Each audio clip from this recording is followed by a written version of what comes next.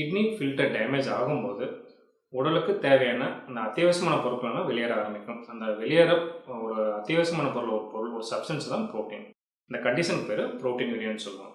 இப்போ இந்த kidney filter damage ஆகிறதுக்கு பல்வேறு விதமான ரீசன்ஸ் இருக்குது. அதில் முக்கியமான காரணங்கள் பார்த்தீங்கன்னா நீண்ட நாட்களாக இருக்கக்கூடிய டயபிட்டிஸு, சர்க்கரை நோய் மற்றும் இந்த உயர் ரத்த அழுத்தம், ஹைப்பர் டென்ஷன் அதெல்லாம் இருக்கும்போது கிட்னி ஃபில்டர் டேமேஜ் ஆகி யூரின்ல புரோட்டீன் லீக்கேஜ் ஆகலாம். புரோட்டீன் யூரியாங்கிறது ஒரு டிசீஸ் கிடையாது, அது வந்து ஒரு அலார்மிங் சைன். அந்த கிட்னி ஃபில்டர் டேமேஜ் ஆகிற ஃபஸ்ட்டு ஸ்டெப்பு வந்து இந்த யூரினில் புரோட்டீன் லீக்கேஜ் ஆகுது. இப்போ கிட்னி டேமேஜ் ஆகி புரோட்டீன் யூரியா இருக்குன்னா நம்ம அவங்களுக்கு வந்து என்னென்ன காய்கறிகள் எடுத்துக்கலாம், மேலும் நான் வெஜிடேரியன் டயட் எடுக்கலாமா இருக்கக்கூடாது, அதில் சிக்கன் எடுத்துக்கலாமா, ஃபிஷ் எடுத்துக்கலாமா, அதே மாதிரி மட்டன் எடுத்துக்கலாம், அது எவ்வளோ குவான்டிட்டி எடுத்துக்கலாம், எவ்வளோ நாள் கொடுக்குற எடுத்துக்கலாம். மேலும் நிறைய பேருக்கு இந்த பச்சை காய்கறிகள் பார்த்தோன்னா அதிக அளவு பொட்டாசியம் கண்டென்ட் இருக்கும். இந்த பொட்டாசியம் கண்டென்ட்டை குறைச்சி எப்படி எடுத்துக்கிறது அதை பற்றிலாம் அந்த பதிவில் வந்து விரிவாக பார்க்கலாம். கிட்னி ஃபில்டர் டேமேஜ் ஆகி புரோட்டீன் யூரியா இருக்கிறவங்களுக்கு பார்த்தீங்கன்னா லோ பொட்டாசியம் கண்டென்ட் இருக்கக்கூடிய உணவு முறைகள் தான் எடுத்துக்கணும். பொதுவாக நம்ம எடுக்கக்கூடிய பச்சை காய்கறிகளில் பார்த்தீங்கன்னா அதிக அளவு பொட்டாசியம் கண்டென்ட் இருக்குது.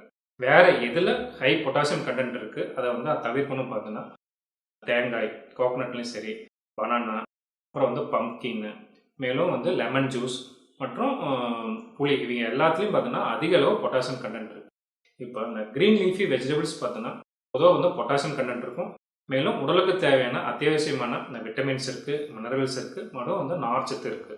இப்போ அந்த ஹை பொட்டாசியம் கண்டென்ட் இருக்கிற அந்த க்ரீன் லீஃபி வெஜிடபிள்ஸ்லாம் எப்படி எடுத்துக்கலாம்? பொதுவாக வந்து அந்த க்ரீன் லீஃபி வெஜிடபிள்ஸை சின்ன சின்ன பீஸாக கட் பண்ணிக்கணும். கட் பண்ணிவிட்டு நான் வாட்டரில் வந்து ஒரு 20 to 30 மினிட்ஸ் சோக் பண்ணி வைக்கணும். சோக் பண்ணதுக்கப்புறம் நம்ம வந்து அந்த வாட்டரை வந்து வடிகட்டிட்டு காய்கறிகள் எடுத்து சமைக்கும் போது அதில் வந்து பொட்டாசியம் கண்டென்ட் நார்மலாக குறைஞ்சிடும். லோ பொட்டாசியம் கண்டென்ட் இருக்கிற காய்கறிகள் என்னென்னு பார்க்கலாம். பொதுவாக நம்ம அன்றாட வாழ்வில் யூஸ் பண்ணக்கூடிய புடலங்காய், சொரக்காய், பீக்கங்காய், பாவற்காய், வெண்டைக்காய், அவரைக்காய், பீன்ஸு, கேரட்டு, கேபேஜு, பீட்ரூட்டு, ஏஸ்காட், சாம்பல், பூசணிக்காய், இது எல்லாத்துலேயும் பார்த்தோம்னா லோ பொட்டாசியம் கண்டென்ட் இருக்குது. இந்த காய்கறிகள்லாம் எடுக்கும்போது லீச்சிங் பண்ணி எடுத்துக்கணும். சின்ன சின்ன பீஸாக கட் பண்ணிக்கணும்.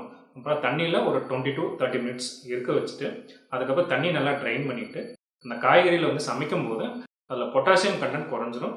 அதனால் வந்து இந்த கிட்னி டேமேஜ் இருந்து புரோட்டீன் இருக்கிறவங்களுக்கு சேஃபாக வந்து நம்ம அந்த பச்சை காய்கறிகளை வந்து எடுத்துக்கலாம்.